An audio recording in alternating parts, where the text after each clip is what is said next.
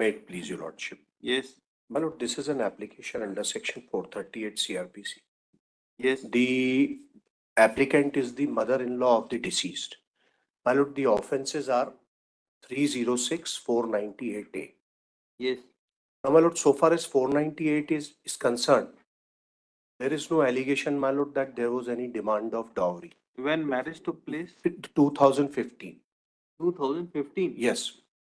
He died on 29/7/23 after 8 years. What is allegation against you? वो sir allegation ये है कि जब इसकी शादी हुई थी तो 2015 में भी इस लेडी ने एक बार उसके हस्बैंड के लाइफ टाइम के दौरान she tried to commit suicide. मानो अबेटमेंट का क्या है? व्हाट इज अबेटमेंट का भी कुछ नहीं है। ये स्टेट उनका कहना है कि उसके नाम की प्रॉपर्टी हमने अपने नाम करा ली।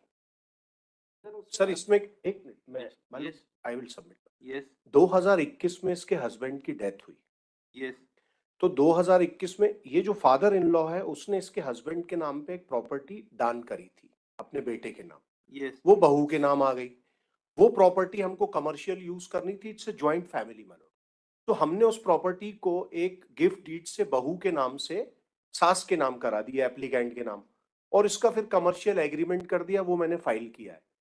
Now she was having serious health problem my Lord. हमने इसमें डॉक्यूमेंट लगाए कि इवन डेथ के 1 महीने पहले तक हम भंडारी हॉस्पिटल में उसका ट्रीटमेंट करा रहे थे।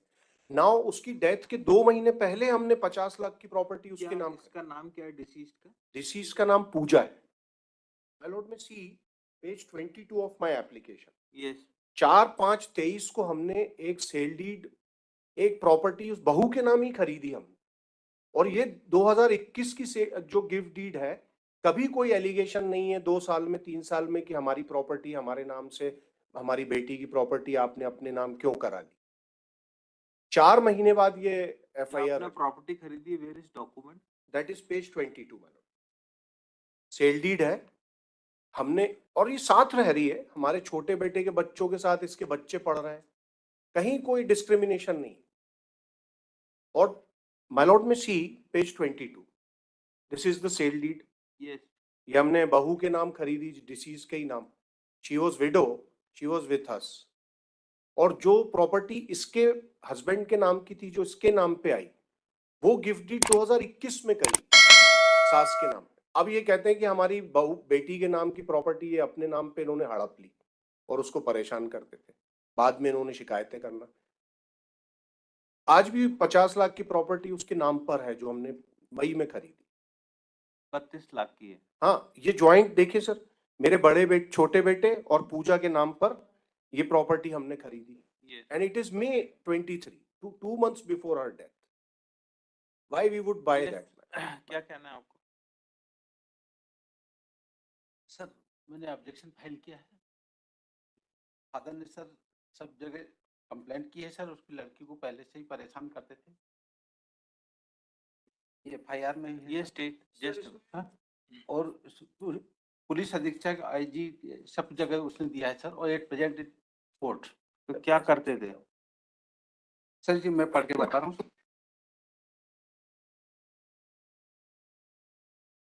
ये स्टेट सर ये 2014 में हुई थी। उसके पिताजी का जो है बयान में ये आया है कि ये परेशान करते थे। क्या करते थे परेशान? ये सर मैं इनका बयान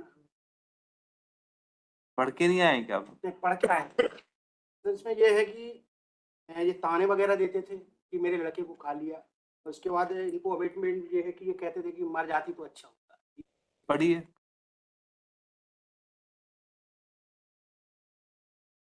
14 में रीति रिवाज से, हिंदू रीति रिवाज से गणेश डांगा हुआ था। पूजा के 2 बच्चे, लड़की माही उम्र 7 वर्ष एवं लड़का पार्थ 3 वर्ष। पूजा के साथ उसके ससुराल के पति देवर राहुल डांगा देवरानी सास ससुर रहते थे। मेरी नाती पार्थ के जन्म के समय मैंने मेरी लड़की पूजा के पूरे परिवार लोगों के साथ के लिए मान के कपड़े एवं 1 लाख रुपए दिए थे। वर्ष 2021 को मेरे पूजा के पति मेरे दामाद गणेश डांगा नर्मदा नदी में नेवाबाद क्षेत्र में पानी डूबने संदिग्ध मृत्यु हो गई थी। नेवाबाद क्षेत्र में विधायक आशीष शर्मा के द्वारा मेरी पुत्री को क्षतिपूर्ति राशि भी प्रदान की गई थी। जो मेरे दामाद गणेश बीमा की राशि मेरी लड़की पूजा को मिली थी, उसको दबाव बनाकर उसके देवर राहुल ने रख लिए थे। मेरे दामाद के नाम पर छोटी हरदा में एक शोरूम था, वह शोरूम मेरे दामाद की मृत्यु होने के बाद पूजा के नाम पर आ गई थी, जिसको पूजा दान पत्र लेख करवाकर उसकी सास सावित्री बाई के नाम पर कर लिया था। मेरे दामाद गणेश की मृत्यु के बाद पूजा की सास सावित्री बाई, पूजा का देवर राहुल और पूजा की देवरानी भगवती बाई बर्ताव में अंतर आ गया था। तभी तीनों मिलकर मेरी बेटी के साथ नौकरों जैसा व्यवहार करने गए थे और जिससे घर का पूरा का करवाते थे।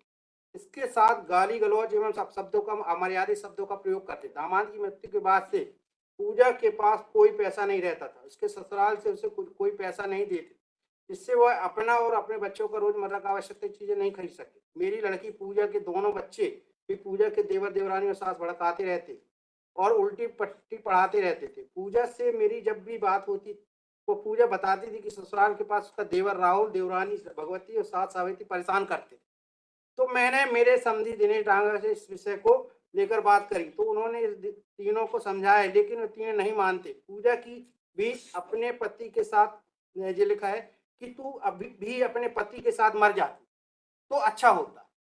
दिनांक 27/7/23 में मैंने फोन पर पूजा से बात की, तो उसने बताया मेरे देवर राहुल अपने पति के साथ मर जाती तो डिफरेंट है, पति ने भी सर इसके सुसाइड करने के लिए तो नहीं बोला। सर ये परेशान करते थे और आगे बढ़े। 27/7/23 की मैंने फोन पर पूजा से बात की, तो उसने बताया मेरा देवर राहुल, सास सावित्री बाई और देवरानी भगवती मुझसे लड़ाई झगड़ा कर रहे हैं, आप आ जाओ, मैं परेशान हूँ। और मैं मेरी पत्नी गेंदाबाई तुरंत राता तलाई से पूजा से ससुराल छोटी हरदा पहुंचे, तो मोटरसाइकिल पूजा की दादी सास के यहाँ रखे। पूजा के ससुर दिनेश डागा के आने पर उनके साथ पूजा के घर गए। जब मैं और मेरी पत्नी पूजा के घर पहुंचे, तो राहुल सावित्री भगवती हमसे कहा कि घर पे कदम मत रखना। इस बात पर दिनेश डांगा तीनों को डांटा भी था। दिनेश डांगा ने आवाज देकर पूजा को बुलाया, तो पूजा ने आकर बताया तीनों ने मुझे बहुत परेशान कर रहे हैं, पहले से भी मेरे साथ लोन के कागज और केसीसी के कागज का दस्तखत करा लिए थे। ने मुझे बताया कि इन तीनों ने मुझे बहुत परेशान कर दिया। Applicant has filed first application under section 438 of sir, Code of Criminal मेरा भी Procedure for सर grant जो of भी anticipatory एप्लीकेशन दी है sir, police station offences. Counsel appearing for applicants submitted that no offence of abatement of suicide is made out against the applicant. Applicant is mother-in-law. Full stop. Sir थाना प्रभारी को One Ganesh was married. Son of applicant was married to deceased Pooja. After his death, some properties was purchased in name of Pooja by applicants. It is further submitted that Pooja was living along with applicants and she was looked by applicants and other family members. Her children were also being educated by applicants. In these circumstances, no case is made out. Applicant be released on anticipatory bail. Government advocate as well as counsel appearing for objector opposed the application for grant of bail. It is submitted that applicants was forcing the Sir. deceased to transfer the property through gift deed. Sir हमारी request है It थोड़ा is further submitted that Pooja was also being harassed by the applicant for transfer of property and she was unable to manage herself and her children. She was also taunted to die. In these circumstances, she may not be granted anticipatory bail. Heard the counsel for the parties, considered the statement of father of the deceased. Considering the same, application is dismissed. Mother submit for a moment, but Mother- this he has made. I have heard. 2 months after he has made this allegation. And my lord may see, just before her death, even husband has committed suicide, my lord. Her properties were being transferred. She was Sir. not having any money with her, sir ये 2 महीने बाद and इन्होंने she was also taunted. my lord में सी 2 महीने बाद इन्होंने police को देना शुरू करे Whatever, letter. no course was open to her, My lord में kindly. but only to commit suicide. No, my lord, it is in fact it is a wrong allegation. So I'll consider regular bail, not anticipatory. Let investigation be completed. Or if my lord may direct my lord to consider my application, I'll surrender. So you surrender, then trial court will definitely As- consider it. My lord. Yes. Number 21